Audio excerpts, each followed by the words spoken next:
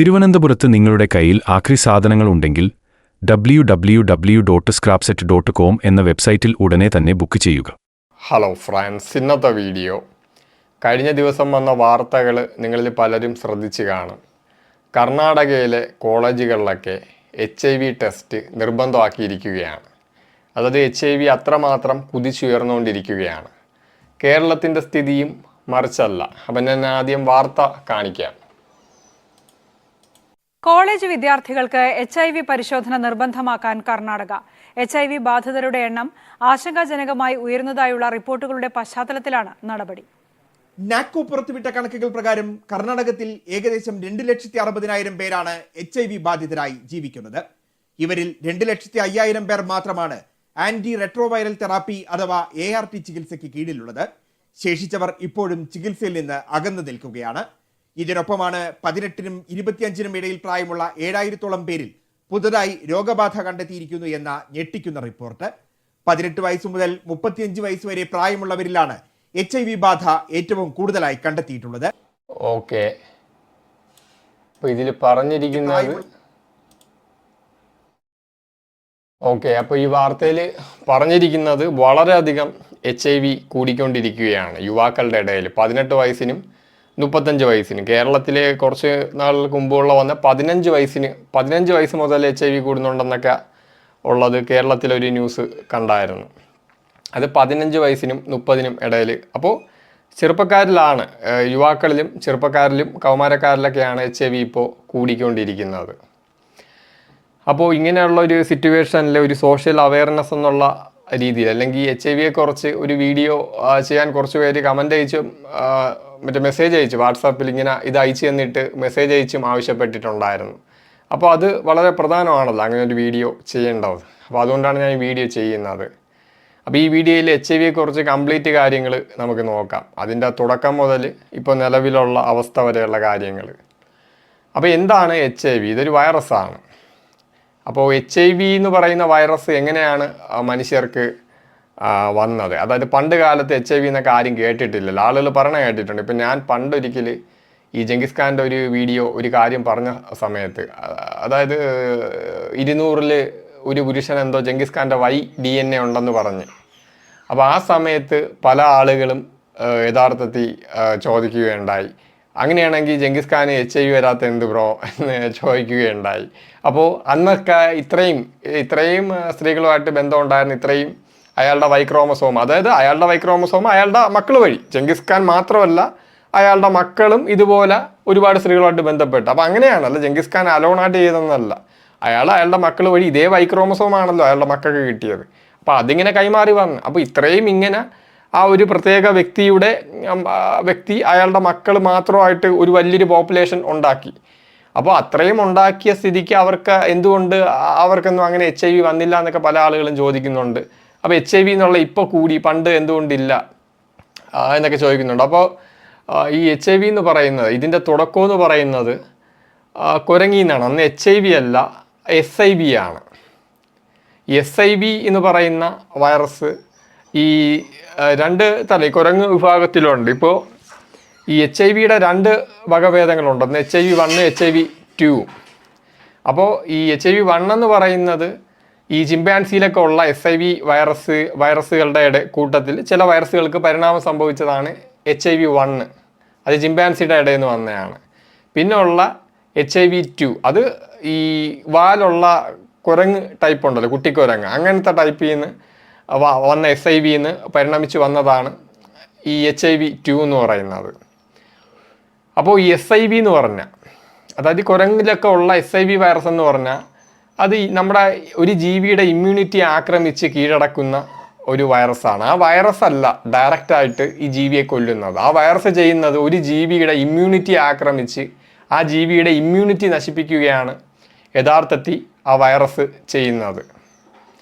അപ്പോൾ അങ്ങനെ ഇരിക്കുമ്പോൾ അങ്ങനെയാണ് ഈ വൈറസ് വർക്കാവുന്നത്. അപ്പോൾ ഈ SIV വൈറസിന് പരിണാമം സംഭവിച്ച്, ചില വൈറസുകൾക്ക് പരിണാമം സംഭവിച്ചുണ്ടായതാണ് ഈ HIV വൈറസ്. SIV, ഈ കുരങ്ങിലുള്ള SIVക്ക് പരിണാമം സംഭവിച്ചതാണ്, ചില വൈറസുകൾക്ക് പരിണാമം സംഭവിച്ചാണ് HIV ഉണ്ടായത്.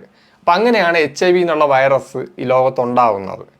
അപ്പോൾ ഒരു 35,000 വർഷങ്ങൾക്ക് മുമ്പ് വരെ HIV ഇല്ലായിരുന്നു. അതായത് SIV വൈറസ് ഇപ്പോൾ മനുഷ്യരിലോട്ട് അങ്ങനെ പകർന്നിട്ടില്ല. മനുഷ്യരിലോട്ട് പകർന്നാണല്ലോ അത് HIV ആയിട്ട് മാറിയത്, SIV.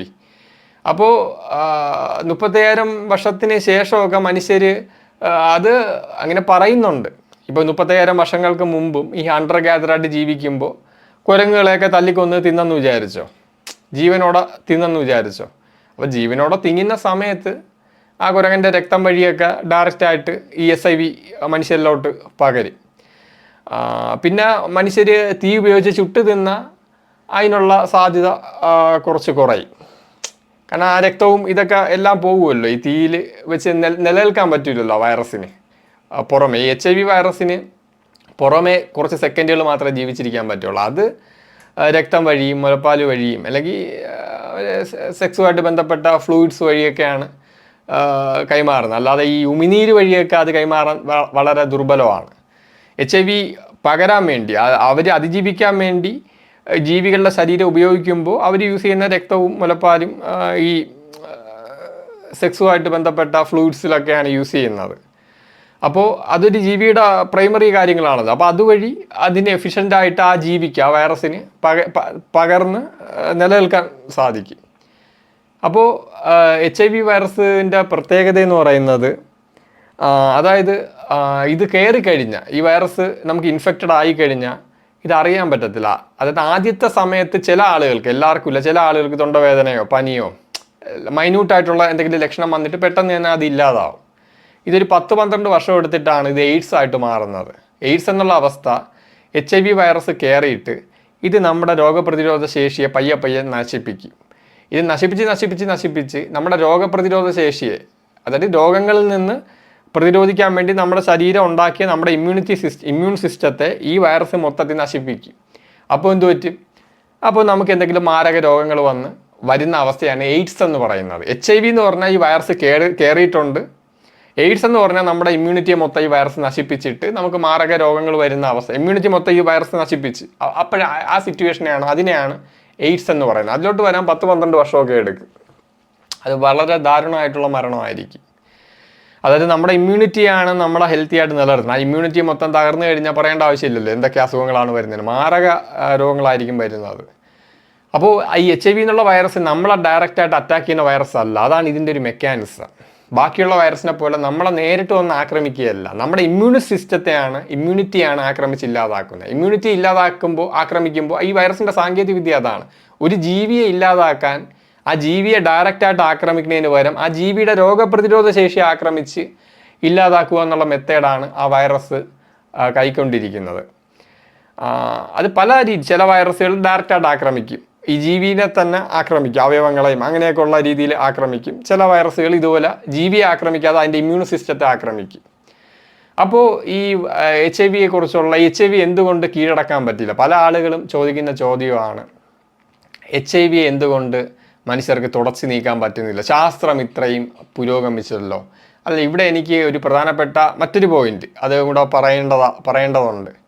അതായത് ഇപ്പോൾ വ്യത്യസ്തമായിട്ടുള്ള പല ആളുകളും ദൈവവിശ്വാസിയും തമ്മിൽ ഞാനൊരു വ്യത്യാസവും കാണുന്നില്ല. അതിനുള്ള കാരണം ദൈവവിശ്വാസികൾ പറയുന്നത് എന്താണ്? ദൈവത്തിന് അസാധ്യമായിട്ടുള്ള ഒന്നുമില്ല, ദൈവത്തിനെല്ലാം സാധ്യമാണ്. അതേപോലെ തന്നെയാണ് ഈ എത്തിയസ്റ്റുകളായിട്ടുള്ള ആളുകൾ. അവരും പറയുന്നത് എന്താണ്? ദൈവത്തിന് അവിടെ ശാസ്ത്രം കൊണ്ടുവരും, യൂറോപ്യൻ മോഡേൺ മെഡിക്കൽ സയൻസും യൂറോപ്യൻ ടെക്നോളജി, യൂറോപ്യൻ ശാസ്ത്രത്തിനെ അവിടെ കൊണ്ടുവന്നിട്ട് പറയും ശാസ്ത്രത്തിന് അസാധ്യമായിട്ടുള്ളതൊന്നുമില്ല, ശാസ്ത്രത്തിനെല്ലാം സാധ്യമാണ്. അതായത് ദൈവവിശ്വാസിയും നിരീശ്വരവാദിയും തമ്മിൽ ഞാനൊരു വ്യത്യാസവും കാണുന്നില്ല. ഒരുത്തൻ ദൈവം എന്നുള്ള ഇമാജിനറി ആൽഫാമെയിലിന് അസാധ്യമായിട്ടുള്ള ഒന്നുമില്ല എന്ന് പറയുന്നു, വേറെ ഒരുത്തൻ ഈ യൂറോപ്പിലുണ്ടായ കുറച്ച് സാങ്കേതിക വിദ്യേനെ ഊതി വീർപ്പിച്ച് അതിനെല്ലാം സാധിക്കുമെന്നുള്ള ദൈവവിശ്വാസം പോലെ ഒരു ഭ്രാന്തമായിട്ടുള്ള ചിന്താഗതി നിൽക്കുന്നു. അപ്പോൾ രണ്ടും ഈക്വലാണ്.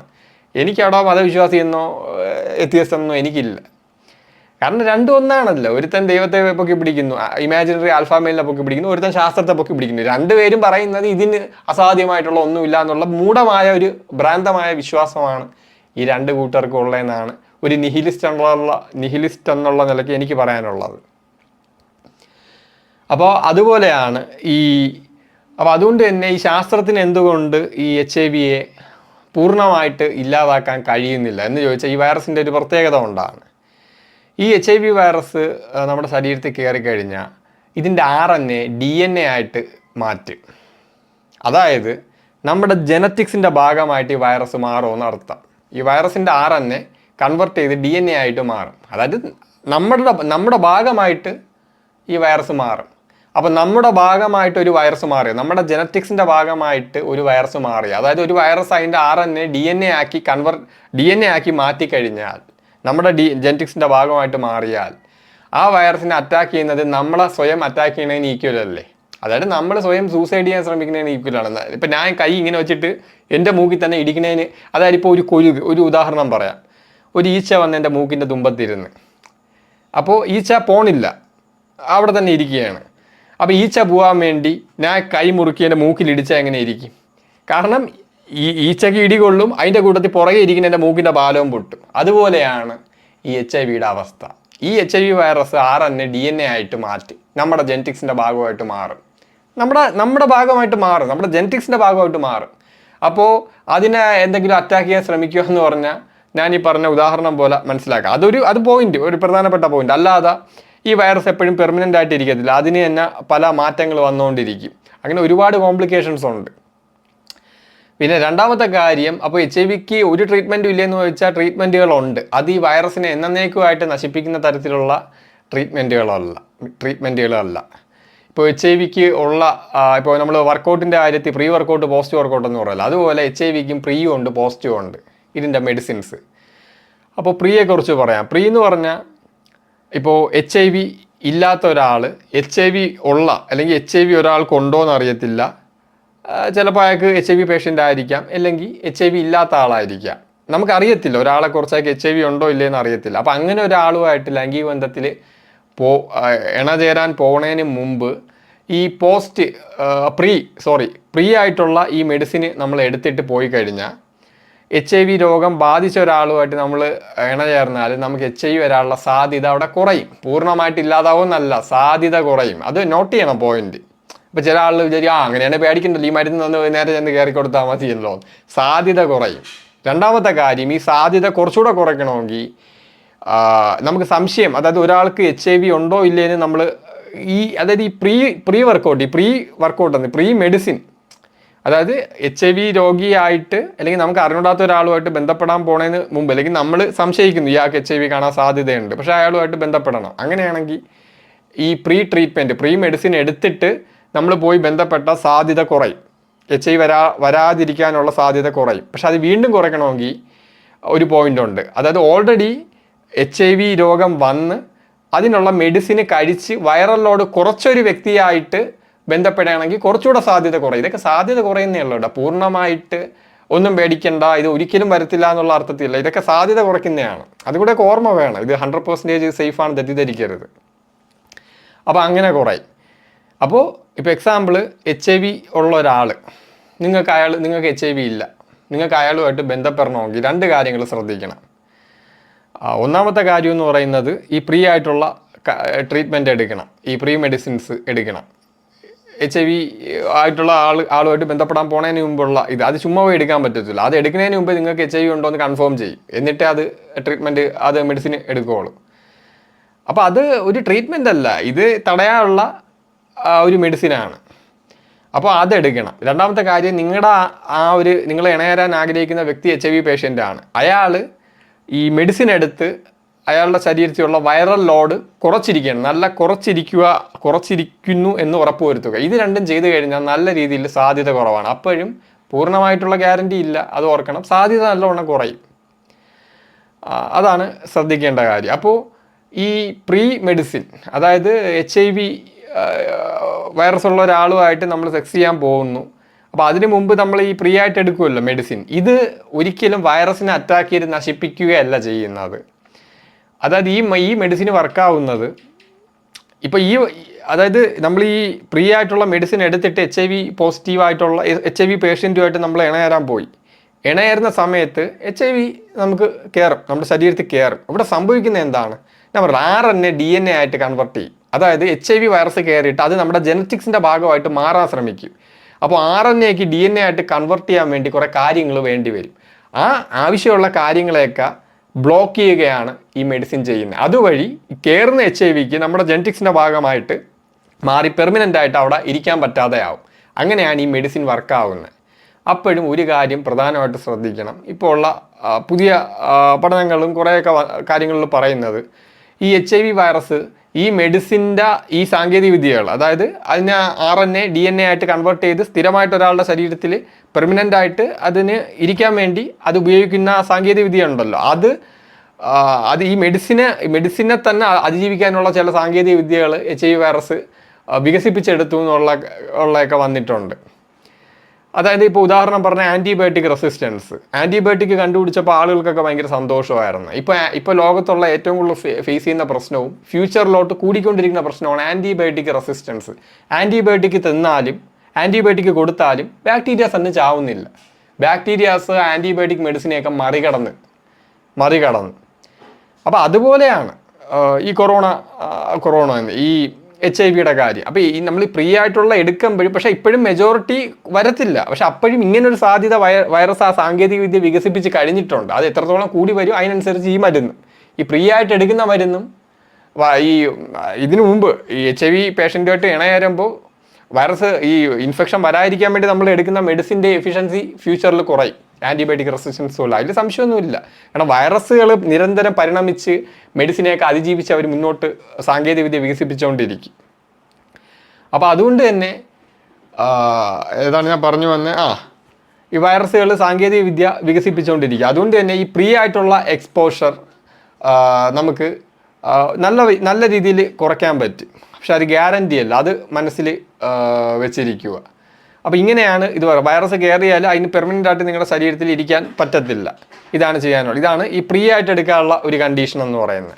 അപ്പോൾ ഇത് വെറുതെ പോയി എടുക്കാൻ പറ്റത്തില്ല. ഇപ്പോൾ നിങ്ങളിൽ പലരും ആ രീതിയിൽ, ഇപ്പോൾ എസ്പെഷ്യലി ലൈംഗിക തൊഴിലാളികളായിട്ടുള്ള ആളുകളൊക്കെയാണ് ഇത് എടുക്കുന്നത്. അവരിങ്ങനെ അതാണല്ലോ ചെയ്യുന്നത്. അപ്പോൾ അവരൊക്കെ ഇത് എടുക്കുന്നുണ്ട്, ഈ ഫ്രീ ആയിട്ടുള്ള മെഡിസിൻ എടുക്കുന്നുണ്ട്. ഇത് 3 മാസത്തിൽ ഒരിക്കലും ഇങ്ങനെ ചെക്ക് ചെയ്യണം. ഇത് സ്റ്റാർട്ടിങ് ചെയ്ത് കഴിഞ്ഞ് ഇത് ആദ്യം നിങ്ങൾ പോകുമ്പോൾ നിങ്ങൾക്ക് നിലവിൽ HIV ഉണ്ടോ ഇല്ലയെന്ന് നോക്കുക. HIV ഇല്ലെങ്കിലേ ഇത് തുടങ്ങുള്ളൂ. ഇതിങ്ങനെ ഈ മെഡിസിൻ ഇങ്ങനെ കഴിച്ചിട്ട് നിങ്ങൾക്ക് HIV പേഷ്യൻറ്റുമായിട്ട് നിങ്ങളിങ്ങനെ ബന്ധപ്പെട്ടാൽ പ്രശ്നമില്ല. ബന്ധപ്പെടുമ്പോൾ നിങ്ങൾ എപ്പോഴും പോയി നോക്കണ്ട. ഓരോ 3 മാസത്തെ പ്രോട്ടോകോൾ അനുസരിച്ച് നിങ്ങൾ ഈ ഫ്രീ ആയിട്ടുള്ള മെഡിസിൻ എടുക്കുകയും ചെയ്യണം. 3 മാസത്തിൽ ഒരിക്കൽ HIV ടെസ്റ്റ് ഇങ്ങനെ ചെയ്തുകൊണ്ടിരിക്കണം. അപ്പോൾ നിങ്ങൾക്ക് അറിയാൻ പറ്റും. അപ്പോൾ നിങ്ങൾ അപ്പം ഞാൻ പറഞ്ഞു, ഇത് 100% 100% സേഫ് ഒന്നുമല്ല, 100% കെയർ വരുന്ന ഉറപ്പൊന്നുമില്ല. പക്ഷേ മെജോറിറ്റി വരാൻ സാധ്യതയില്ല. നിങ്ങൾ ബന്ധപ്പെടുന്ന HIV പേഷ്യൻറ്റ് മെഡിസിൻ എടുത്ത് വൈറൽ ലോഡ് കുറയ്ക്കുകയും കൂടെ ചെയ്യുന്ന ആളാണെങ്കിൽ, അപ്പോൾ ഇപ്പോൾ നിങ്ങൾ ബന്ധപ്പെടുന്ന HIV പേഷ്യൻറ്റ് അയാൾക്ക് തന്നെ അറിയത്തില്ല അയാൾക്ക് HIV ഉണ്ടെന്ന് അറിയത്തില്ല എന്ന് വിചാരിച്ചോ. അപ്പോൾ അങ്ങനെ ഒരു സിറ്റുവേഷനിൽ അയാൾക്ക് തന്നെ അറിയത്തില്ല. അപ്പോൾ അയാൾ ഈ വൈറൽ ലോഡ് കുറയ്ക്കാനുള്ള മെഡിസിൻ എടുക്കുന്നില്ല. മെഡിസിൻ എടുക്കാത്ത പക്ഷം നിങ്ങൾക്ക് ഈ പ്രീ മെഡിസിൻ എടുത്താൽ നിങ്ങൾക്ക് അവിടെ റിസ്ക് കൂടുതലാണ്. ഓൾറെഡി HIV പേഷ്യൻ്റ് ആയിട്ടുള്ള ഒരു രോഗി അയാൾ മെഡിസിൻ എടുത്ത് വൈറൽ ലോഡ് കുറച്ചിരിക്കുന്ന ആളാണെങ്കിൽ അയാളാണ് യഥാർത്ഥത്തിൽ ഈ പ്രീ മെഡിസിൻ എടുത്ത് അയാളോട്ട് ബന്ധപ്പെടാനാണ് സേഫ്. മറ്റേ ആൾക്ക് രോഗം ഉണ്ടെന്ന് അറിഞ്ഞുകൂടാ, അയാൾ വൈറൽ ലോഡ് കുറയ്ക്കുന്ന മെഡിസിൻ എടുത്തിട്ട്, അപ്പോൾ അയാൾക്ക് വൈറൽ ലോഡ് കൂടുതലായിരിക്കും. അപ്പോൾ നിങ്ങൾ പ്രീ മെഡിസിൻ എടുത്താൽ അവിടെ മറ്റേതിനേക്കാളും സാധ്യത കൂടുതലാണ് നിങ്ങൾക്ക് ഇൻഫെക്ഷൻ വരാൻ. ഇതാണ് ഈ HIV ഏറ്റവും വലിയൊരു പ്രശ്നം. ഞാൻ പറഞ്ഞല്ലോ, HIV എന്ന് പറഞ്ഞാൽ അതായത് HIV കണക്കുകളെന്ന് പറയുന്നത് അതിലേറ്റവും ഭയാനകമായിട്ടുള്ളൊരു കാര്യം എന്താണെന്ന് അറിയാമോ? ഈ HIV കണക്കുകൾ പുറത്ത് വരുമ്പോൾ, ഇപ്പോൾ കർണാടക ആവട്ടെ കേരളം ആവട്ടെ എവിടെ ആയാലും HIV കണക്കുകൾ പുറത്ത് വരുന്നത് ഈ ആളുകൾ മൊത്തം HIV ടെസ്റ്റ് ചെയ്യാൻ വേണ്ടി പോയി കണ്ടുപിടിച്ചതൊന്നുമല്ല. അതായത് ഈ മെജോറിറ്റി കണക്ക് വരുന്നത് ആളുകൾക്ക് ഇപ്പോൾ ആർക്കെങ്കിലും ആക്സിഡൻറ്റ് പറ്റി ഹോസ്പിറ്റലിൽ പോകുമ്പോൾ ഡോക്ടർ ബ്ലഡ് ടെസ്റ്റിന് എഴുതി കൊടുക്കും. ആ ബ്ലഡ് ടെസ്റ്റ് ചെയ്യാൻ നേരത്ത് ആക്സിഡൻറ്റിൽ HIV ഉണ്ടെന്ന് കണ്ടെത്തി, അല്ലെങ്കിൽ വേറെ ഏതെങ്കിലും രോഗങ്ങൾ വന്നു. അപ്പോൾ അതിനു വേണ്ടി ടെസ്റ്റിനൊക്കെ പോകുമ്പോൾ ആക്സിഡൻറ്റിൽ അതിൻ്റെ കൂട്ടത്തിൽ HIV കണ്ടെത്തി. അങ്ങനെയാണ് ഇവർ പോലും അറിയുന്നത് നമുക്ക് HIV ഉണ്ടോയെന്ന്. ഈ HIV എന്ന് പറഞ്ഞാൽ ഞാൻ പറഞ്ഞല്ലോ, ഈ വൈറസിൻ്റെ സ്വഭാവം ഒരു ജീവിയെ ഡയറക്റ്റായിട്ട് ആക്രമിക്കുന്നതിന് പകരം ആ ജീവിയുടെ ഇമ്മ്യൂണിറ്റി ആക്രമിച്ച് നശിപ്പിക്കുകയാണ്. അപ്പോൾ ഈ ഇമ്മ്യൂണിറ്റി ആക്രമിച്ച് നശിപ്പിക്കാൻ വേണ്ടി വർഷങ്ങളെടുക്കും.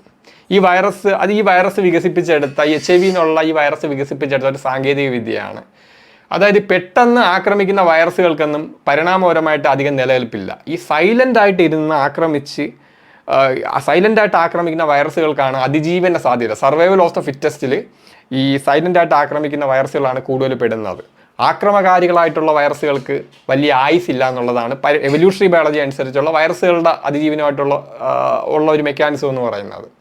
അപ്പോൾ അതുകൊണ്ട് തന്നെ ഈ HIV വൈറസ് ഒരു 10 വർഷം നമ്മുടെ ഇമ്മ്യൂണിറ്റി ആക്രമിച്ച് പയ്യെ നശിപ്പിച്ചുകൊണ്ടിരിക്കുന്ന സമയത്ത് ആ വ്യക്തി വഴി പരമാവധി അടുത്ത വ്യക്തികളിലോട്ട് ഇതിന് മാക്സിമം പകരാൻ പറ്റും HIV-ക്ക്. അതാണ് ഇത് ഏറ്റവും കൂടുതൽ ഡെഡ്ലി ആവുന്നത്.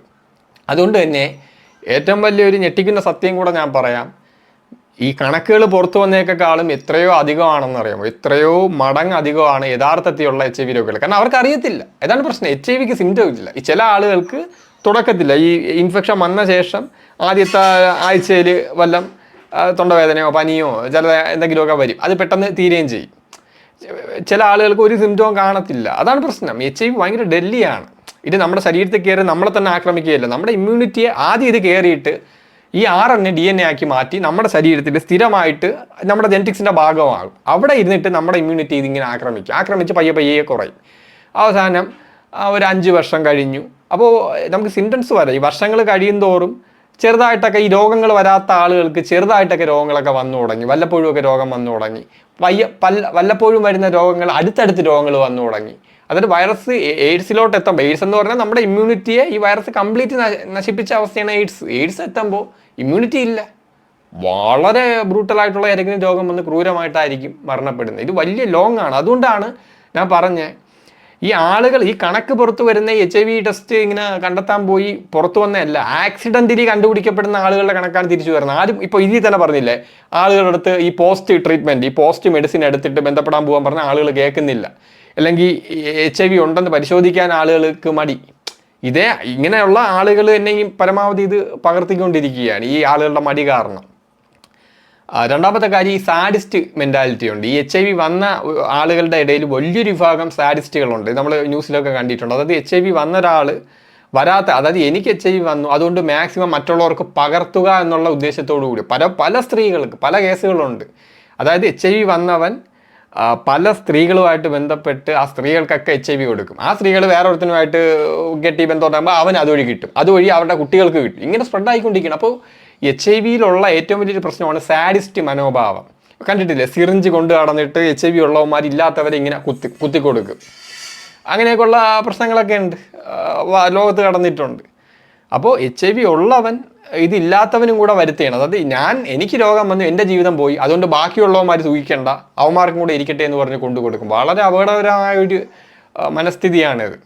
അങ്ങനെ സ്ത്രീകൾക്കൊക്കെ ഇഷ്ടം പോലെ സ്ത്രീകൾക്ക് അങ്ങനെ കൊടുക്കുന്ന ആൾ ഞാൻ ഇപ്പോൾ സംസാരിക്കുമ്പോൾ ഇന്ന് നമ്മുടെ സൊസൈറ്റിയിൽ 1% ഞാൻ ഗ്യാരൻറ്റിയോടെ 100% ഗ്യാരൻറ്റിയോടെ പറയാം, ഇന്ന് നമ്മുടെ സമൂഹത്തിൽ ഇതേ സാഡിസ്റ്റ് മെൻറ്റാലിറ്റി ഉള്ള ആളുകളുണ്ട്. അതായത് എനിക്ക് വന്നു, പരമാവധി ഇത് മനഃപൂർവ്വം പടർത്താൻ വേണ്ടി, എസ്പെഷ്യലി സ്ത്രീകളിലോട്ടും ബാക്കിയുള്ളവരിലോട്ടൊക്കെ പടർത്താൻ വേണ്ടി. അങ്ങനെ വാർത്തകൾ ഇഷ്ടം പോലെ ഉണ്ട്. ഇങ്ങനെ സൈക്കോപാത്തുകൾ എന്ന് പറയാം, എനിക്ക് വന്നു എന്ന് പറഞ്ഞ് പരമാവധി ആളുകളിലോട്ട് പടർത്തുന്നു. അത് വളരെ ഡെല്ലിയാണ്. HIV-യിലുള്ള എല്ലാവരും അല്ല, ഒരു ഗ്രൂപ്പ് ഓഫ് ആളുകൾ ഇങ്ങനെ ഇറങ്ങിയിട്ടുണ്ട്. എൻ്റെ അടുത്ത് പല ആളുകളും ഇങ്ങനത്തെ അനുഭവങ്ങൾ പറഞ്ഞിട്ടുണ്ട്.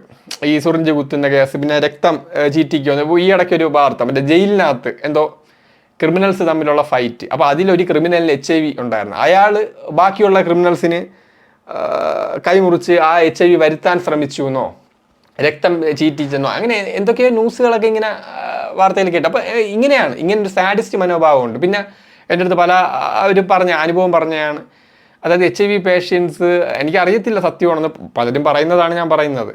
HIV പേഷ്യൻസ് ഇങ്ങനെ ഈ ഒരുതരം അവരുടെ ബ്ലഡ് ഇങ്ങനെ ബാക്കിയുള്ളവരുടെ ദേഹത്ത് തെറിപ്പിക്കുമെന്ന് ഭീഷണിപ്പെടുത്തി പൈസ തട്ടുക. ഇപ്പോൾ ഒരാളുടെ മുമ്പിൽ പോയിട്ട് HIV പേഷ്യൻറ്റ് പറയാണ്, പൈസ തന്നില്ലെങ്കിൽ ഞാൻ HIV പേഷ്യൻ്റാണ്, ഈ രക്തം തെറിപ്പിക്കും, നിനക്ക് HIV വരും, അങ്ങനെ പറഞ്ഞ് പൈസ വാങ്ങിച്ചെന്നൊക്കെയുള്ള കേസുകൾ പറയുന്നുണ്ട്. എനിക്കറിയത്തില്ല, ഇത് പലരും പറഞ്ഞ അറിവാണ്, എനിക്ക് നേരിട്ടുള്ള അറിവൊന്നുമല്ല. പക്ഷേ ഈ വാർത്തകളിലൂടെയും ഇതിലൂടെയൊക്കെ ഞാൻ കേട്ടിട്ടുണ്ട് ഈ സാഡിസ്റ്റ് മെൻറ്റാലിറ്റി ഉള്ള ആളുകൾ. എനിക്ക് വന്നു, അതുകൊണ്ട് ഞാൻ പരമാവധി ഇതില്ലാത്തവന് പടർത്തുമെന്നുള്ള മനോഭാവമുള്ള ഒരുപാട് പേര് ഈ ഒരു HIV പിടിച്ച ആളുകളുടെ കൂട്ടത്തിലുണ്ട്. രണ്ടാമത്തെ കാര്യം, ഈ പ്രീയുടെ കാര്യമാണ് ഞാൻ പറഞ്ഞത്. അതായത് ഈ മെഡിസിൻ എടുത്തിട്ട് പോയാൽ സാധ്യത കുറയും. അപ്പോൾ അത് സാധ്യത കുറയുമെന്ന് ഞാൻ പറഞ്ഞു. അപ്പോൾ ഞാൻ പറഞ്ഞ ഒരു കാര്യമുണ്ട്, ഈ ട്രീറ്റ്മെൻറ്റ് എടുത്തിട്ട് വൈറൽ ലോഡ് കുറച്ച് നിർത്തുക. എന്നാ പറഞ്ഞത്, ഇതിനുള്ള ട്രീറ്റ്മെൻറ്റ് എന്ന് പറഞ്ഞാൽ ജീവിതകാലം മൊത്തം മെഡിസിൻ എടുക്കുക. ഇപ്പോൾ BP-യും ഷുഗറൊക്കെ ഉള്ള പേഷ്യൻസ് ജീവിതകാലം മൊത്തം അത് നിയന്ത്രിക്കില്ല, കൺട്രോൾ ചെയ്ത് പോകണില്ല. അതുപോലെ HIV മെഡിസിൻ എടുക്കുക. ഈ മെഡിസിൻ കഴിച്ചുകൊണ്ടിരിക്കണം. ഈ മെഡിസിൻ നിർത്തിയാൽ HIV വീണ്ടും വൈറൽ ലോഡ് കൂടും. അപ്പം മെഡിസിൻ നിർത്താതെ ഇങ്ങനെ കഴിച്ചുകൊണ്ടിരുന്നാൽ അതിങ്ങനെ ആ വൈറൽ ലോഡ് കുറച്ച് നിർത്താം. അപ്പോൾ അത് വൈറൽ ലോഡ് കുറച്ചൊരാൾ ബന്ധപ്പെട്ട ഈ വൈറസ് പകരാനുള്ള സാധ്യതയൊക്കെ കുറവാണ്. ഇപ്പോൾ ഒരാൾക്ക് HIV ഉണ്ട്, അയാൾ മെഡിസിന് കുറേ നാളായിട്ട് എടുക്കുന്നു, അയാളുടെ വൈറൽ ലോഡ് വളരെ കുറവാണ്. അപ്പോൾ അയാൾ ബന്ധപ്പെട്ട സാധ്യത കുറവാണ്. നമ്പർ കുറവാണ്. ഇതൊക്കെ ഒരു തരം 100% എന്നുള്ള ഗ്യാരണ്ടി പറയുന്നില്ല, കുറവാണ്, സാധ്യത കുറയും. പിന്നെ അത് ഈ ലൈംഗിക ബന്ധത്തിൻ്റെ കാര്യമാണ്, അല്ലാതെ അയാൾക്ക് ഈ ബ്ലഡ് ഡൊണേറ്റ് ചെയ്യാൻ പറ്റുമെന്നോ അല്ലെങ്കിൽ അങ്ങനെയുള്ളവർക്ക് ബ്രസ്റ്റ് മിൽക്ക് ചെയ്താൽ അത് എത്രത്തോളം കുറയോ അതൊക്കെ വേറെ വിഷയമാണ്. ഈ ലൈംഗിക ബന്ധത്തിൻ്റെ കാര്യമാണ് ശാസ്ത്രീയമായിട്ട് കുറച്ചുകൂടെ പറയുന്നത്. പിന്നെ ഈ സിറിഞ്ച് കുത്തുന്നതിലും കുറച്ച് പ്രൊട്ടക്ഷൻ കിട്ടും. വൈറൽ ലോഡ് കുറഞ്ഞിരിക്കുന്ന അയാൾ, അതായത് ഒരാൾക്ക് വൈറൽ ലോഡ് HIV ഉണ്ട്, അയാൾ മെഡിസിൻ കഴിച്ച് വൈറൽ ലോഡ് കുറച്ച് വെച്ചിരിക്കുകയാണ്. പിന്നെ പ്രീ ആയിട്ടുള്ള ഈ ഇത് വരാനുള്ള ഇതിനെ തടയുന്ന മെഡിസിൻ എടുക്കുന്ന ഒരാൾ ഈ വൈറൽ ലോഡ് മെഡിസിൻ കഴിച്ച് കുറച്ച് വെച്ചിരിക്കുന്ന ആളുടെ സിറിഞ്ച് വാങ്ങിച്ച് കുത്തിയാലൊക്കെ സാധ്യത കുറവാണ്. ആരുമായിട്ട് ലൈംഗിക ബന്ധത്തിൽപ്പെട്ടാലും സാധ്യത കുറവാണ്. നമ്മുടെ ഗ്യാരണ്ടി അല്ല, സാധ്യത കുറവാണ്. അത് ഓർമ്മ വേണം. ഇത് കേൾക്കുമ്പോൾ ഒന്നും പേടിക്കാല്ല എന്നുള്ള തെറ്റിദ്ധാരണ വേണ്ട. സാധ്യതകൾ കുറവെന്നാണ് ശാസ്ത്രം പറയുന്നത്. എന്നാ പറഞ്ഞത്, ഈ വൈറസിന് ഈ മെഡിസിനെയൊക്കെ അതിജീവിക്കാനുള്ള സാങ്കേതിക വിദ്യ അവർ വികസിപ്പിച്ചിട്ടുണ്ട്, അത് മറക്കരുത്. അതാണ് ഞാൻ പറഞ്ഞത്, ഇത് ശാസ്ത്രത്തിൻ്റെ പരാജയമൊന്നുമല്ല, അത് വൈറസിൻ്റെ വിജയമാണ്. നമ്മൾ ഈ വൈറസ് എന്നുള്ളൊരു ജീവിയാണ്, അവർക്ക് സാങ്കേതിക വിദ്യകളുണ്ട്. അല്ല ശാസ്ത്രം എന്ന് പറഞ്ഞാൽ ദൈവം കണക്ക് ശാസ്ത്രത്തിന് എന്ത് സാധ്യമാണെന്നൊക്കെ ഈ ദൈവവിശ്വാസം പോലെ എത്തിയസ്റ്റായിട്ടുള്ള മണ്ടന്മാർ പറയുന്ന വിഷയങ്ങളാണ്. ശാസ്ത്രത്തെ ഭയങ്കര ഊതി ഉയർപ്പിച്ച് ശാസ്ത്രം എന്ന് പറഞ്ഞാൽ എന്താ സൂപ്പർ ഹ്യൂമൻ ആണെന്നുള്ള ദൈവത്തിനെ പൊക്കി പിടിച്ചവന്മാർ ശാസ്ത്രത്തെ പൊക്കി പിടിക്കുന്നു. ശാസ്ത്രത്തിന്, അതായത് ഇന്നലെ വരെ ദൈവത്തിന് അസാധ്യമായതൊന്നുമില്ല എന്ന് പറഞ്ഞവൻ എത്തിയസ്റ്റ് എന്ന് പറഞ്ഞിട്ട് ശാസ്ത്രത്തിന് അസാധ്യമായിട്ടൊന്നുമില്ല, ദൈവത്തിന് വേണ്ടി ശാസ്ത്രത്തെ പിടിച്ചു. രണ്ടും ഒരേ നിലവാരത്തിലുള്ള വിശ്വാസമാണ്. അല്ലാതെ ഒരുത്തൻ ദൈവം ഇല്ല എന്ന് പറഞ്ഞ് ശാസ്ത്രത്തെ പൊക്കി പിടിച്ച അവൻ എന്തോ ദൈവവിശ്വാസിയെക്കാളും മെച്ചപ്പെട്ടവനെന്നും അവൻ തെറ്റിദ്ധരിക്കുകയൊന്നും വേണ്ട. അപ്പോൾ അതാണ് പറയേണ്ടത്. അപ്പോൾ HIV ട്രീറ്റ്മെൻറ്റ് ഇതാണ്. നിങ്ങൾക്കിപ്പോൾ പോസിറ്റീവ് ആണെങ്കിൽ ജീവിതകാലം മൊത്തം മെഡിസിൻ എടുക്കേണ്ടി വരും. അപ്പോൾ ഈ മെഡിസിൻ്റേതായിട്ടുള്ള ചെറിയ സൈഡ് എഫക്റ്റുകൾ, പണ്ടത്തെ മെഡിസിന് നല്ല സൈഡ് എഫക്റ്റ് ഉണ്ട്, ഇപ്പോൾ ഇറങ്ങുന്ന മെഡിസിനൊക്കെ സൈഡ് എഫക്റ്റ് കുറവാണ്. ഇപ്പോൾ കുറച്ച് ക്ഷീണം അങ്ങനെയൊക്കെ ഉള്ള അവസ്ഥകൾ, പിന്നെ ചില കിഡ്നിക്കോ ആന്തരിക അവയവങ്ങൾക്ക് എന്തെങ്കിലും തകരാറുള്ള ആളുകൾക്കൊക്കെ ചിലപ്പോൾ ഇത് കുറച്ചുകൂടെ മോശമായിട്ട് എഫക്റ്റ് ചെയ്യും. കുറച്ച് ആരോഗ്യമുള്ള ആളുകൾക്കൊന്നും വലിയ പ്രശ്നമില്ലാതെ ജീവിതകാലം മൊത്തം ഈ മെഡിസിന് ജീവിതകാലം മൊത്തം കഴിക്കണം. ഒരു സമയത്ത് നിർത്തിയാൽ പോയി വൈറൽ ലോഡ് കൂടും. ഈ മെഡിസിന് കഴിച്ച് വൈറൽ ലോഡിനെ സപ്രസ് ചെയ്ത് താഴ്ത്തി നിർത്തിയിരിക്കണം. അതാണ് മെഡിസിൻ്റെ പർപ്പസ്. അപ്പോൾ ജീവിതകാലം മൊത്തം മെഡിസിൻ കഴിച്ച് ജീവിക്കേണ്ടി വരും. അടുത്തതാണ് ഈ പോസ്റ്റ് വർക്കൗട്ട് എന്ന് പറയുന്നത്. അതായത് വർക്കൗട്ടിന് ശേഷം നമ്മൾ മീൽ കഴിക്കുമല്ലോ, അതുപോലെ ഈ HIV ഇൻഫെക്ഷൻ ശേഷം നമുക്ക് പോസ്റ്റായിട്ട് മെഡിസിൻ എടുക്കാൻ പറ്റും. അതായത് അതൊരു ടൈം പീരീഡ് ഉണ്ട്, 72 മണിക്കൂർ എന്നുള്ള ടൈം പീരീഡ് ഉണ്ട്. നിങ്ങൾക്കിപ്പോൾ HIV ഇൻഫെക്ഷൻ വന്നു എന്ന് വിചാരിച്ചോ, നിങ്ങൾക്ക് അറിഞ്ഞുകൂടാ, നിങ്ങളറിയാതെ ഒരാളോട്ട് ബന്ധപ്പെട്ടു പോയി. അപ്പോൾ അയാൾക്ക് HIV ഉണ്ട്, നിങ്ങൾ അതിന് ശേഷമാണ് അറിഞ്ഞത്. അപ്പോൾ ആ സമയത്ത് നിങ്ങൾ എന്തിനു 72 മണിക്കൂറിനുള്ളിൽ, അതായത് 3 ദിവസത്തിനകം നിങ്ങൾ പോയൊരു പോസ്റ്റ് ട്രീറ്റ്മെൻറ്റ് എടുക്കണം. അതായത് ഇങ്ങനെ കാര്യം പറയണം, ഇതുപോലെ HIV പോസിറ്റീവായിട്ടുള്ള ആളുമായിട്ട് ഞാൻ ബന്ധപ്പെട്ട് പോയി, അപ്പോൾ ബന്ധപ്പെട്ടിട്ട് 3 ദിവസം ആയിട്ടില്ല എന്നൊക്കെ പറയുമ്പോൾ ഈ പോസ്റ്റ് ട്രീറ്റ്മെൻറ്റ് ചെയ്ത് അത് 28 ദിവസം മെഡിസിൻ എടുക്കണം. ഈ നമ്മൾ പേവിഷബാധയ്ക്ക് എടുക്കുമ്പോൾ ഓരോ ദിവസം തെറ്റാതെ എടുക്കണമെന്ന് പറയില്ല, ആ ദിവസം തെറ്റിക്കഴിഞ്ഞാൽ അതിൻ്റെ എഫിഷ്യൻസി പോകും. ഇപ്പോൾ പേപ്പട്ടി കടിക്കുമ്പോൾ റാബിസ് വാക്സിൻ എടുക്കുമ്പോൾ Day 1, Day 5, Day 12, Day 28 എന്നൊക്കെ പറഞ്ഞ് എടുക്കുമല്ലോ. അതിൽ ഏതെങ്കിലും അപ്പോൾ അവർ പറയും ഏതെങ്കിലും ഒരു ഇഞ്ചക്ഷൻ എടുക്കാൻ വൈകിയാൽ ഇപ്പം ഈ എടുത്തൊക്കെ വെറുതെ ആവുമെന്ന് പറയും. അതുപോലെയാണ് ഈ പോസ്റ്റ് എടുക്കുമ്പോൾ 28 ദിവസം എന്തോണം അതിൻ്റെ മെഡിസിൻ. അപ്പോൾ 28 ദിവസവും കൃത്യമായിട്ട് എടുക്കണം. അത് കഴിഞ്ഞ് വീണ്ടും പോയി ചെക്കും ചെയ്യണം. ഈ HIV ടെസ്റ്റിൻ്റെ ഒരു പ്രത്യേകത ഈ വിൻഡോ പീരീഡ് ഉണ്ട്. ചിലപ്പോൾ ഇത് ഇപ്പോൾ HIV ഇൻഫെക്ഷൻ നിങ്ങൾക്കുണ്ട്, അല്ലെങ്കിൽ നിങ്ങളിങ്ങനെ ഒരു ബന്ധപ്പെട്ട്, അപ്പോൾ നിങ്ങൾ ആദ്യം പോയി ടെസ്റ്റ് ചെയ്യുമ്പോൾ ചിലപ്പോൾ വൈറസ് നെഗറ്റീവ് കാണിക്കും. അപ്പോൾ അതിൽ പൂർണ്ണമായിട്ടൊന്ന് സന്തോഷിച്ച് കളയല്ലേ, അതിന് വിൻഡോ പീരീഡ് എന്ന് പറയും. ഈ വൈറസിന് ടെസ്റ്റിൽ വൈറസ് കാണാൻ വേണ്ടി കുറച്ച് ടൈം കൂടെ കൊടുക്കണം. അപ്പോൾ ഒരു 3 മാസം കഴിഞ്ഞ്, അതായത് നിങ്ങളിപ്പോൾ ആദ്യം ടെസ്റ്റ് ചെയ്ത് ഇപ്പോൾ 1 മാസം കഴിഞ്ഞ് ടെസ്റ്റ് ചെയ്തപ്പോൾ നെഗറ്റീവ് കാണിച്ച്, അപ്പോൾ അവസാനിപ്പിക്കരുത്. എന്നിട്ട് 3 മാസം കഴിഞ്ഞ് വീണ്ടും പോയി ടെസ്റ്റ് ചെയ്യണം, വിൻഡോ പീരീഡ്. ആ വിൻഡോ പീരീഡ് ടെസ്റ്റ് ചെയ്യുമ്പോൾ ചിലപ്പോൾ പോസിറ്റീവ് ആയിരിക്കും. ഞാൻ പറഞ്ഞു ഈ വൈറസ് ഒളിഞ്ഞിരിക്കും. ഈ നമ്മൾ ഇൻഫെക്ഷൻ വന്ന ഉടനെ പോയി ടെസ്റ്റ് ചെയ്തെന്ന് പറഞ്ഞാൽ അത് കാണണമെന്നില്ല, അതിനൊരു വിൻഡോ പീരീഡ് കൊടുക്കണം. ആ വൈറസിനെ കാണാൻ വേണ്ടി കുറച്ച് മാസങ്ങൾ ടൈം കൊടുക്കണം. അപ്പോൾ അങ്ങനെയാണ് അത് ടെസ്റ്റ് ചെയ്ത് കണ്ടെത്തേണ്ടത്. അതുകൊണ്ട് തന്നെ ഇപ്പം നിങ്ങൾ അങ്ങനെ ഒരു അബദ്ധം പറ്റിയെങ്കിൽ എത്രയും പെട്ടെന്ന് ഈ 3 ദിവസത്തെ ടൈം, പരമാവധി 3 ദിവസം, അതിൽ കൂടുതൽ ഈ പോസ്റ്റ് HIV മെഡിസിൻ എടുത്താൽ അതിന് ബലമൊന്നുമില്ല. 72 മണിക്കൂറാണ് പറയുന്നത്. പക്ഷേ ഏറ്റവും അന്നെങ്കിൽ അന്ന് അല്ലെങ്കിൽ എത്രയും നേരത്തെ പോകും അത്രയും ഗുണമായിരിക്കും. പക്ഷെ അതിലും 100% അതെടുത്തെന്ന് പറഞ്ഞ് നമ്മളല്ല, ഒന്ന് വൈറൽ ലോഡ്, ഈ ബന്ധപ്പെട്ട ആൾക്ക് HIV ഉണ്ടെന്ന് അറിയാത്ത ആളാണെങ്കിൽ കാര്യം പോക്കാണ്. കാരണം അയാളുടെ വൈറൽ ലോഡ് കൂടുതലായിരിക്കും. ഇപ്പോൾ HIV ഉള്ള ഒരാൾക്ക് അയാൾ മെഡിസിൻ കഴിച്ച് വൈറൽ ലോഡ് കുറച്ച ആളാണെങ്കിൽ ഈ പോസ്റ്റ് ട്രീറ്റ്മെൻറ്റും അതിനുള്ള സാധ്യത നിങ്ങൾക്ക് വരാതിരിക്കാനുള്ള സാധ്യത കൂടും. അതാണ് പോയിന്റ് കേട്ടോ. HIV പേഷ്യൻ്റ് ആണെന്ന് അറിഞ്ഞ് മെഡിസിൻ എടുക്കുന്ന ഒരാളോട്ട് ബന്ധപ്പെടുന്നതാണ് കൂടുതൽ സേഫ്. കാരണം അയാൾ മെഡിസിൻ കഴിച്ച് വൈറൽ ലോഡ് കുറച്ച് വെച്ചിരിക്കുകയാണ്. ഇനി അറിഞ്ഞൂടാത്ത ആൾ ഭയങ്കര ഡേഞ്ചറാണ്. അയാൾക്ക് വൈറൽ ലോഡ് ഹൈ ആണെങ്കിൽ ചിലപ്പോൾ ഈ പോസ്റ്റ് മെഡിസിനൊക്കെ 100% തന്നെ തുടച്ചു നീക്കാനൊന്നും പറ്റത്തില്ല. 100% ഇല്ല, ഞാൻ പറഞ്ഞ ഈ കൂടുതൽ സാധ്യത പോലും കുറയും നല്ല രീതിയിൽ. അപ്പോൾ എൻ്റെ അഭിപ്രായത്തിൽ പറഞ്ഞാൽ മെഡിസിൻ എടുത്ത് ഓൾറെഡി HIV പേഷ്യൻ്റായി മെഡിസിൻ എടുത്ത് വൈറൽ ലോഡ് കുറച്ച ആളുമായിട്ട് ബന്ധപ്പെടുന്നതാണ് ഏറ്റവും സേഫ്. ഈ നമുക്ക് അറിഞ്ഞൂടാത്ത HIV ഉണ്ടോ ഇല്ലയെന്ന് അറിഞ്ഞൂടാത്ത ഒരാളുമായിട്ട് ബന്ധപ്പെടുന്നേക്കാളും അയാളുമായിട്ട് ബന്ധപ്പെടുന്നതാണ് സേഫ്. കാരണം അയാളുടെ വൈറൽ ലോഡ് അയാൾ കുറച്ച് വെച്ചിട്ടുണ്ട്. മറ്റവൻ മെഡിസിൻ കൂടെ എടുത്തിട്ടില്ല, വൈറൽ ലോഡ് കൂടുതലായിരിക്കും. അപ്പോൾ ഈ പോസ്റ്റും പ്രീയും മെഡിസിനും കൊണ്ടൊക്കെ കാര്യമില്ല. അപ്പോൾ ഒറ്റ അടിക്ക് പറയണമെങ്കിൽ ഇത്രയേ ഉള്ളൂ. അതായത് ഇപ്പോൾ ഇങ്ങനെ ഈ HIV വരാൻ സാധ്യതയുള്ള മേഖലകളിലാണ് നിങ്ങൾ ബന്ധപ്പെടുന്നത്, അല്ലെങ്കിൽ നിങ്ങളിങ്ങനെ നിരന്തരമായിട്ട് ഇങ്ങനെ സെക്സ് ചെയ്യാനൊക്കെ ആഗ്രഹിക്കുന്ന ആളാണെങ്കിൽ നിങ്ങൾ ചെയ്യേണ്ട കാര്യങ്ങൾ, ഒന്നാമത്തെ കാര്യം ഈ പ്രീ മെഡിസിൻ എടുക്കുക. അതായത് HIV വരാതിരിക്കാനുള്ള മെഡിസിൻ എടുക്കുക. അത് എടുത്തോണ്ടിരിക്കുമ്പോൾ 3 മാസത്തെ ഒരിക്കലും ഇങ്ങനെ പ്രോട്ടോകോൾ അനുസരിച്ച് ടെസ്റ്റ് ചെയ്യണം. ഞാൻ പറഞ്ഞു ഈ മരുന്നൊക്കെ 100% ഞാൻ പറയും ഇതൊക്കെ സാധ്യത കുറയ്ക്കാന്നേ ഉള്ളൂ, അല്ലാതെ ഗ്യാരണ്ടി ഇത് എടുത്തു കഴിഞ്ഞാൽ ഒന്നും പേടിക്കേണ്ട അർത്ഥത്തിലെന്ന് ഞാൻ പറഞ്ഞു. അതുകൊണ്ടാണ് പ്രോട്ടോകോൾ അനുസരിച്ച് ഓരോ 3 മാസത്തിലും ടെസ്റ്റ് ചെയ്യേണ്ടി വരുന്നത്. അല്ല ഈ മരുന്ന് 100% എഫക്റ്റീവ് ആണെങ്കിൽ പിന്നെ 3 മാസത്തിൽ ഒരിക്കലും ടെസ്റ്റ് ചെയ്യണ്ടല്ലോ ഈ പ്രീ മെഡിസിൻ എടുക്കുന്നവർക്ക്. അപ്പോൾ ഒന്ന് നിങ്ങൾ പ്രീ മെഡിസിൻ എടുക്കുക. 2 ഈ HIV രോഗം ഉള്ള ആളുകൾ മെഡിസിൻ കഴിച്ച് മെഡിക്കൽ ലോഡ് മറ്റേ വൈറൽ ലോഡ് കുറഞ്ഞ ആളുകളുമായിട്ട് ബന്ധപ്പെടുന്ന ഒന്ന് ഉറപ്പ് വരുത്തുക. ആ രോഗമുള്ള ആളുകൾ മെഡിസിൻ എടുത്ത് വൈറസിനെ സപ്രസ് ചെയ്യുന്നു എന്ന് ഉറപ്പ് വരുത്തുക. 3 അല്ല ഈ മറ്റേ പ്രീ എടുക്കുകയാണെങ്കിൽ വീണ്ടും പോയി പോസ്റ്റ് എടുക്കേണ്ട ആവശ്യമില്ല. കാരണം ഈ പ്രീ എടുക്കുകയാണെങ്കിൽ 3 മാസത്തിൽ ഒരിക്കൽ ഇങ്ങനെ ടെസ്റ്റ് ചെയ്തുകൊണ്ടേ ഇരിക്കണം ഈ വൈറസ് ഉണ്ടോ എന്ന്.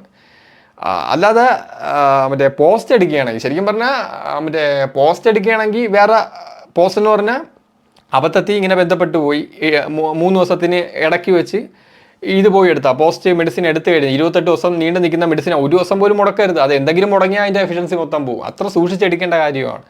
അങ്ങനെ ചെയ്യണമെങ്കിൽ സാധ്യത കുറയ്ക്കും. ഇവിടുത്തെ അടിസ്ഥാന പ്രശ്നം ഇതാണ്. ഏറ്റവും വലിയ ഡൽഹി പ്രശ്നം ഇത് ഉള്ള ആളുകൾ മെഡിസിൻ കഴിച്ച് വൈറൽ ലോഡ് കുറച്ച് ജീവിതകാലം മൊത്തം മെഡിസിൻ കഴിച്ച് കുറയ്ക്കാം. ഇത് ഉണ്ടായിട്ട് അറിയാത്ത ആളുകളാണ് ഏറ്റവും റിസ്ക്. അപ്പോൾ ഇത് ഉണ്ടായിട്ടും അറിയാത്ത ആളുകളാണ് യഥാർത്ഥത്തിൽ നമ്മൾ ഈ പ്രീ മെഡിസിനും പോസ്റ്റ് മെഡിസിനൊക്കെ എടുത്താലും നമുക്ക് അതിൻ്റെ ബലം തരാത്ത ഇങ്ങനെയുള്ള ആളുകൾ. അതുകൊണ്ട് തന്നെ എല്ലാവരും ഇങ്ങനെ എന്തെങ്കിലുമൊക്കെ പറ്റിയിട്ടുള്ളവർ സംശയമുള്ളവരൊക്കെ പോയി ടെസ്റ്റ് ചെയ്ത് നോക്കണം. കാരണം ടെസ്റ്റ് ചെയ്ത് നോക്കി നമ്മൾ ഒരു മെഡിസിൻ എടുത്ത് ജീവിതകാലം മൊത്തം ഇങ്ങനെ കഴിച്ചുകൊണ്ടിരിക്കണം. അപ്പോൾ വൈറൽ ലോഡ് ഇങ്ങനെ കുറച്ച് നിർത്താം. അപ്പോൾ വൈറൽ ലോഡ് കുറച്ചാൽ നിങ്ങളൊരു കുട്ടി ഉണ്ടാക്കുമ്പോൾ കുട്ടിക്ക് HIV പകരാതിരിക്കാനും പറ്റും. കാരണം വൈറൽ ലോഡ് അത്ര നിങ്ങൾ മെഡിസിൻ കഴിച്ച് കുറച്ചിരിക്കുകയല്ലേ. പിന്നെ പണ്ടത്തെ പോലെയൊന്നും അല്ല. പണ്ടത്തെ മെഡിസിനൊക്കെ കുറച്ച് സൈഡ് എഫക്റ്റ് കൂടുതലായിരുന്നു. ഇപ്പോഴത്തെ മെഡിസിനൊക്കെ സൈഡ് എഫക്റ്റ് താരതമ്യം കുറവാണ് സൈഡ് എഫക്റ്റൊക്കെ. പിന്നെ പൂർണ്ണ സൈഡ് എഫക്റ്റ് ഇല്ലാത്ത ഒരു മെഡിസിനും ഇല്ലല്ലോ, അതും കൂടെയൊക്കെ ആലോചിക്കണം. അതുകൊണ്ട് എല്ലാവരും പോയി ചെക്ക് ചെയ്യുക. അപ്പോൾ കർണാടക മാത്രമല്ല കേരളത്തിൻ്റെ അവസ്ഥയും പരിതാപകരമാണ്. ഇപ്പോൾ ഇതൊക്കെയാണ് എനിക്ക് HIV കുറിച്ച് പറയാനുള്ളത്. ഇങ്ങനെയൊക്കെയാണ് സിറ്റുവേഷൻസ്. അതുകൊണ്ട് തന്നെ ഇതിൽ പറഞ്ഞ പോലെ ആളുകൾ മടിക്കുന്നു. പിന്നെ ഏറ്റവും വലിയ ഡേഞ്ചർ ഈ സാഡിസ്റ്റുകളാണ് ഇതുള്ളത്. അയ്യോ അത് വളരെ ദാരുണമാണ്. ഇതുള്ളവർ ഇല്ല എനിക്ക് വന്നു അതുകൊണ്ട് ബാക്കിയുള്ളവരിന് സൂക്ഷിക്കേണ്ട അവർക്കും വരട്ടെ എന്ന് പറഞ്ഞാൽ അങ്ങനെ പകർത്താൻ നടക്കുന്ന വലിയൊരു ഗ്രൂപ്പ്. ഞാൻ വീണ്ടും ആവർത്തിക്കുകയാണ്, ഞാൻ സംസാരിക്കുന്ന നിമിഷം നമ്മുടെ സൊസൈറ്റിയിൽ പോലും അങ്ങനെയുള്ള ആളുകളുണ്ട്. ഞാൻ സംസാരിക്കുന്ന നിമിഷം അവർ ഇങ്ങനെ ചിന്തിച്ചുകൊണ്ടിരിക്കുകയായിരിക്കും. അപ്പം അങ്ങനെ മനഃപൂർവ്വമായിട്ട് ഇങ്ങനെ സ്ത്രീകളിലും ബാക്കിയുള്ളവരിലൊക്കെ പരമാവധി ഇങ്ങനെ സാഡിസ്റ്റാണ്. അത് എനിക്ക് വന്ന് എൻ്റെ ജീവിതം പോയി അതുകൊണ്ട് ഇനി ബാക്കിയുള്ളവർ സൂക്ഷിക്കേണ്ട അവർ നശിക്കട്ടെ എന്ന് പറഞ്ഞ് സാഡിസ്റ്റായിട്ട് ചെയ്യും. ഇവർ ഇങ്ങനെയുള്ള ആളുകളാണ് നമുക്ക് കുറച്ച് ഡേഞ്ചർ ആയിട്ടുള്ള ആളുകൾ. അവർ സാഡിസ്റ്റ് മെൻറ്റാലിറ്റിയാണ് നമുക്ക് പറയേണ്ട ആവശ്യമില്ല. ഇങ്ങനെയുള്ള ആളുകൾ പുറമേ പാവങ്ങളോടെ ഇരിക്കുമെങ്കിലും അവരുടെ ഉള്ളിൽ ഒരു സാഡിസ്റ്റ് ഒളിഞ്ഞ് കിടക്കുകയായിരിക്കും. അപ്പോൾ അതൊക്കെ സൂക്ഷിക്കേണ്ട കാര്യങ്ങളാണ്. ഇപ്പം ഇത്രയും കൂടണോണ്ടേ. അപ്പോൾ ഞാനീ പറഞ്ഞ ഇത്രയും കാര്യങ്ങളൊക്കെയാണ് ശ്രദ്ധിക്കേണ്ട കാര്യം. ആൻഡ് HIV എന്ന് പറയുന്നത് നമ്മുടെ ജനറ്റിക്സിൻ്റെ ഭാഗമായിട്ട് RNA DNA ആക്കി കൺവെർട്ട് ചെയ്ത് ജനറ്റിക്സിൻ്റെ ഭാഗമായ എന്നെ തുടച്ചു നീക്കുക എന്ന് പറഞ്ഞാൽ ഈ മൂക്കിൻ്റെ ഫ്രണ്ടിൽ ഇരിക്കുന്ന ഈച്ച കൈ കൊണ്ട് ഇടിക്കുമ്പോൾ ആ ഈച്ചയ്ക്ക് എന്തെങ്കിലും പറ്റും, അതിൻ്റെ കൂട്ടത്തിൽ നമ്മുടെ മൂക്കിൻ്റെ പാലവും പൊളിഞ്ഞു പോകണേന്ന് ഈക്വലാണ്. കാരണം നമ്മുടെ ജനറ്റിക്സിൻ്റെ ഭാഗമായി ആ ഉള്ള വൈറൽ ലോഡിനെ നമ്മൾ താഴ്ത്തി വെക്കുക. അപ്പോൾ ഒരിക്കലും വൈറൽ ലോഡ് കൂടത്തില്ല. അപ്പോൾ നമ്മുടെ ഇമ്മ്യൂണിറ്റിയെ ഇതിനാക്രമിച്ച് നശിപ്പിക്കാൻ പറ്റാതെ വൈറൽ ലോഡ് കുറച്ച് ജീവിതകാലം മൊത്തം നമ്മൾ അങ്ങനെ ജീവിക്കുക. പക്ഷേ മെഡിസിൻ്റെ അളവ് തെറ്റിയ, മെഡിസിൻ്റെ അളവ് കുറഞ്ഞ പ്രശ്നമാണ്, വൈറൽ ലോഡ് കൂടും. അതാണ് ഇതിൻ്റെ പ്രശ്നം. മെഡിസിൻ ഇല്ലാതെ ജീവിക്കാൻ പറ്റാത്ത സ്ഥിതി വരും. പിന്നെ ഏറ്റവും കൂടുതൽ ഈ പ്രശ്നമൊക്കെ ഈ ദരിദ്ര രാജ്യങ്ങളിലാണ്. കാരണം അവിടെ ഈ മെഡിസിൻ ഇല്ലാതെ ജീവിക്കാൻ പറ്റില്ലല്ലോ. HIV എന്നാൽ മെഡിസിൻ, വിത്തൗട്ട് മെഡിസിൻ അയാൾക്ക് ജീവിക്കാൻ പറ്റത്തില്ല. ഈ വൈറൽ ലോഡ് മെഡിസിൻ കഴിച്ച് കുറച്ചുകൊണ്ടിരിക്കണം. അപ്പോൾ ഈ മെഡിസിൻ്റെ വില ആരൊന്നും സാധാരണപ്പെട്ട ആളുകൾക്ക് താങ്ങാൻ പറ്റത്തില്ല, HIV ഉള്ള ആളുകൾക്ക്. അപ്പോൾ ജീവിതകാലം മൊത്തം ഇങ്ങനെ കഴിക്കണമല്ലോ, ലൈഫ് ലോങ് ആണ്. ഒരു നിമിഷം നിർത്തിയാൽ വൈറൽ ലോഡ് ഒറ്റ അടിക്ക് കുതിക്കും മുകളിലോട്ട്, അത്ര റിസ്ക് ഉണ്ട്. അപ്പോൾ എൻ്റെ അഭിപ്രായം ഇതാണ്. അപ്പോൾ ഞാൻ ഏറ്റവും കൂടുതൽ ഡേഞ്ചറായിട്ട് കാണുന്ന HIV രോഗബാധിതരല്ല, അവർ വൈറൽ ലോഡ് കുറച്ച് നിർത്തും മെഡിസിൻ എടുത്ത്. HIV ഉണ്ടായിട്ട് അറിയാത്ത ആളുകളാണ് ഏറ്റവും ഡേഞ്ചർ. കാരണം മെഡിസിൻ പോലും അവിടെ വർക്കാവാൻ, മെഡിസിൻ്റെ എഫിഷ്യൻസി പോലും കുറയും. കാരണം വൈറൽ ലോഡ് കൂടുതലായിരിക്കും. അപ്പോൾ വൈറൽ ലോഡ് കൂടുമ്പോൾ മെഡിസിൻ്റെ എഫിഷ്യൻസി സാധാരണയായിട്ട് കുറയുമല്ലോ. അപ്പോൾ ഇതാണ് എനിക്ക് HIV കുറിച്ചൊക്കെ പറയാനുള്ളത്. ഇത് എന്ത് ചെയ്യാൻ, കാരണം കാര്യങ്ങൾ കൈവിട്ട് പോകുന്നൊരവസ്ഥയാണ്.